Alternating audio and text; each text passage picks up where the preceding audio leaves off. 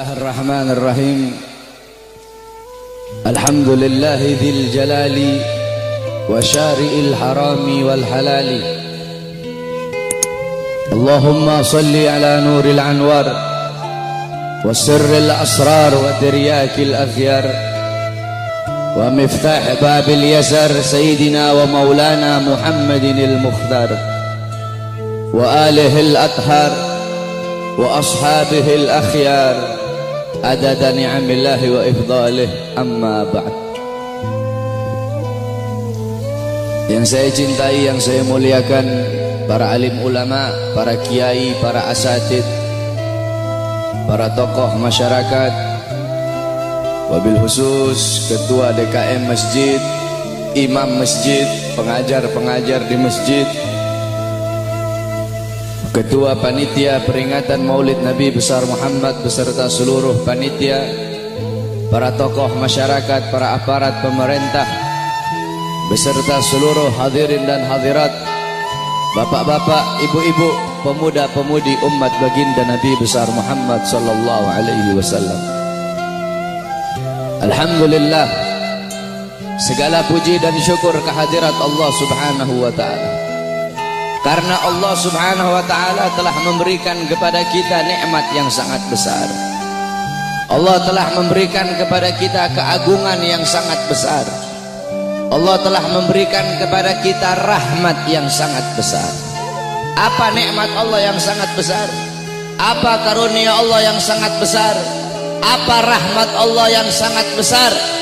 Nikmat, karunia, rahmat, anugerah Allah yang sangat besar bukan iman, bukan Islam, bukan takwa, tetapi baginda Nabi besar Muhammad. Karena berkat Nabi Muhammad, saya dan kalian mengenal iman, mengenal Islam, mengenal takwa, mengenal salat, mengenal syariat. Sebagaimana yang Allah katakan dalam Al-Quran, Qul bifadlillah wa birahmatih fabidzalika falyafrahu. Katakanlah, dengan karunia Allah dan dengan rahmat Allah, maka dengan karunia dan rahmat tersebut falyafrahu, bergembiralah kalian. Dalam kitab tafsir Ma'alimut Tanzil Al-Imam Baghawi, dan dalam kitab tafsir Jami'ul Bayan Al-Imam Ibnu Jarir At-Tabari, begitu juga dalam kitab tafsir Al-Imam Ibnu Katsir, dijelaskan bahwasanya fadlullah dalam ayat tersebut adalah Al-Quran.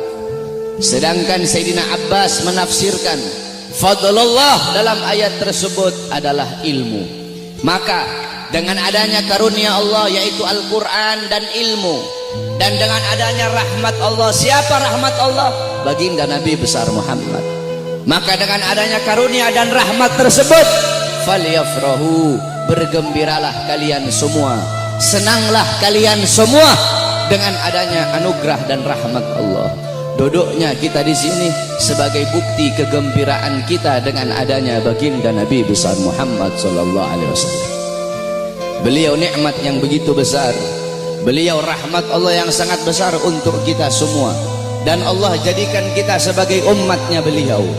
Allah jadikan kita sebagai umatnya Nabi Muhammad, umat yang terbaik, umat yang paling mulia, umat yang paling agung, umat yang kelak di yaumil kiamah akan menjadi pemimpin daripada seluruh seluruh umat dari zaman Nabi Adam hingga akhir zaman.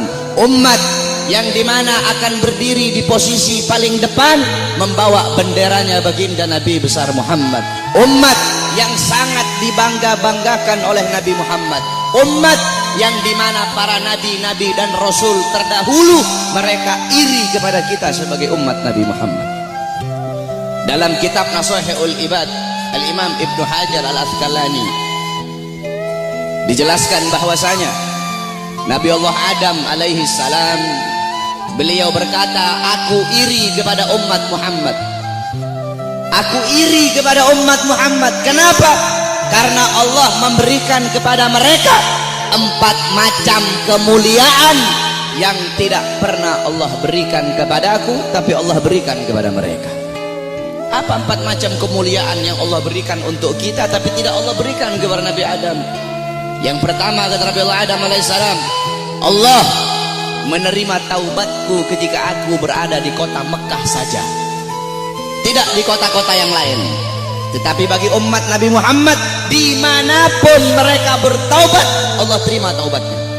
Ketahui saudara-saudara, Nabi Allah Adam ketika Allah keluarkan dari sorga, itu Allah turunkan di India, di bawah kaki gunung Himalaya. Siti Hawa Allah turunkan di Jeddah, Iblis Allah turunkan di Basrah. Selama 450 tahun Nabi Adam bertaubat, taubat beliau belum diterima oleh Allah Subhanahu wa Ta'ala. Ketika beliau berada di kota Mekah, baru taubat beliau diterima. Itu pun karena beliau membawa namanya baginda Nabi besar Muhammad.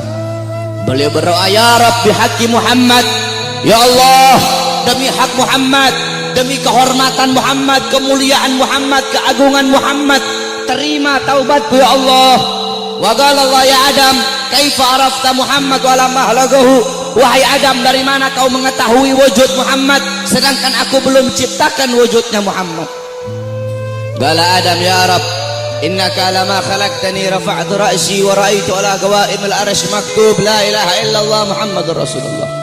Ya Allah, ketika kau tiupkan roh, aku angkat kepalaku ke atas dan aku lihat di tiang-tiang arsy, di tiang-tiang sorga tertulis la ilaha illallah Muhammadur Rasulullah.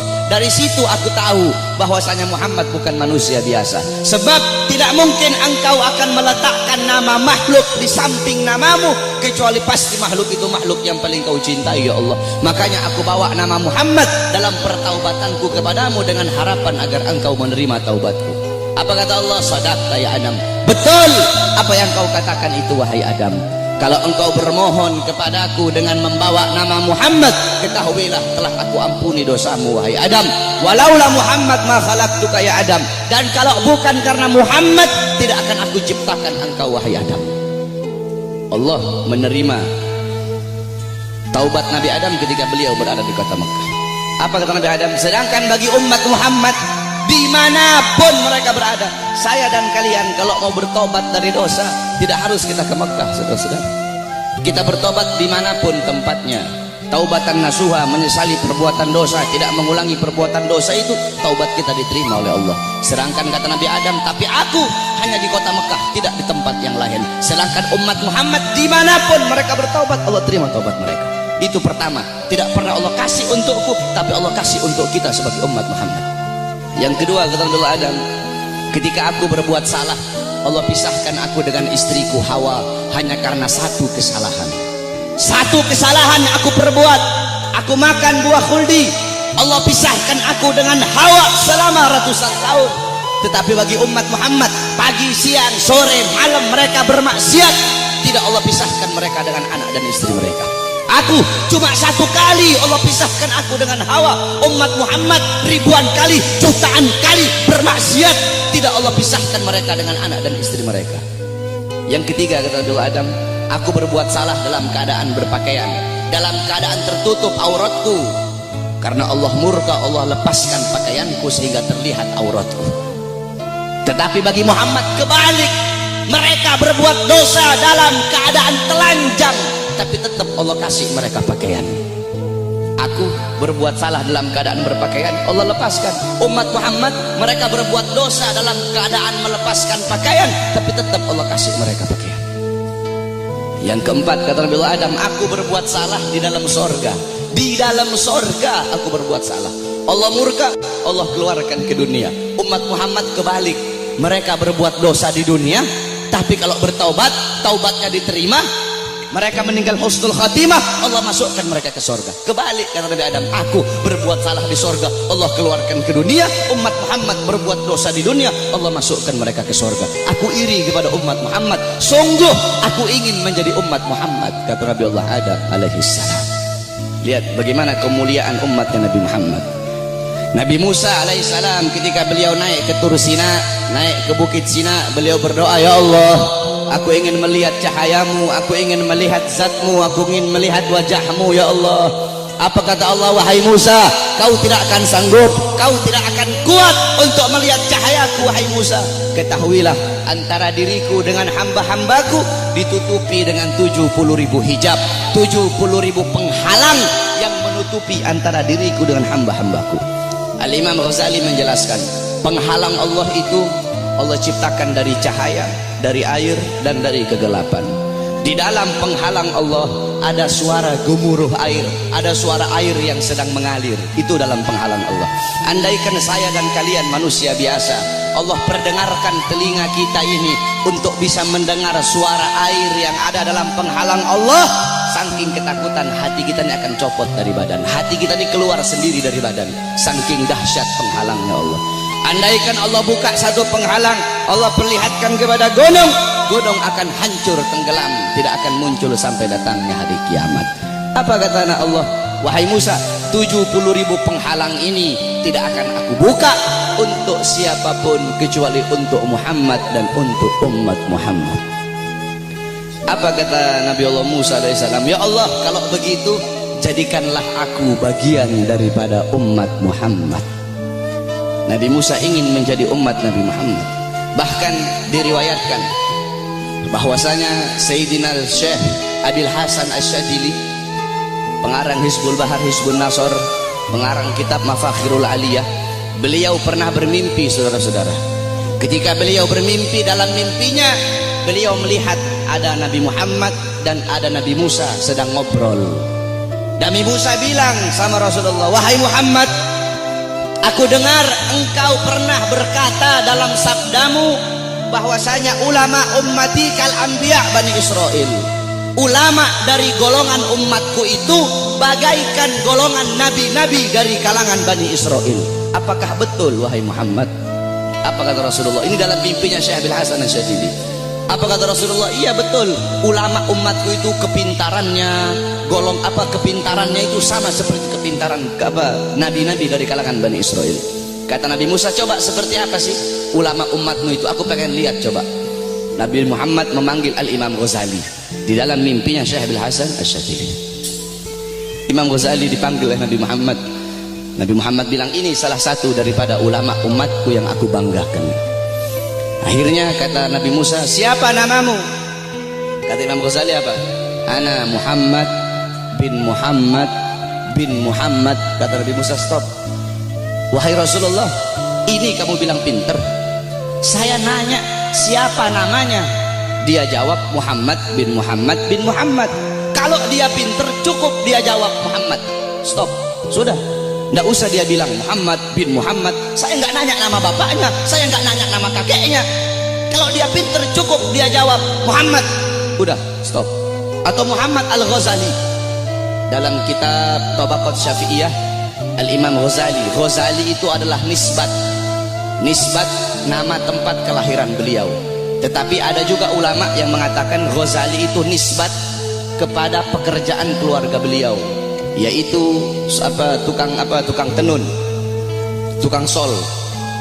Nah, kata Nabi Musa, kalau kamu pinter cukup kamu jawab Muhammad, nggak usah kamu bilang Muhammad bin Muhammad, kepanjangan. Apa kata Nabi Musa? Apa kata Imam Ghazali? Ya Rasulullah, izinkan aku untuk menjawab ya Rasulullah. Diizinkan oleh Rasul, dijawab oleh Imam Ghazali, wahai Musa kalimullah. Dulu Allah pernah nanya, wahai Musa, apa yang ada di tanganmu? Engkau bilang, ya Allah, ini tongkat. Tongkat ini untuk menyandar, untuk bersandar. Tongkat ini untuk memukul. Harusnya kalau kau pinter cukup kau jawab, ini tongkat.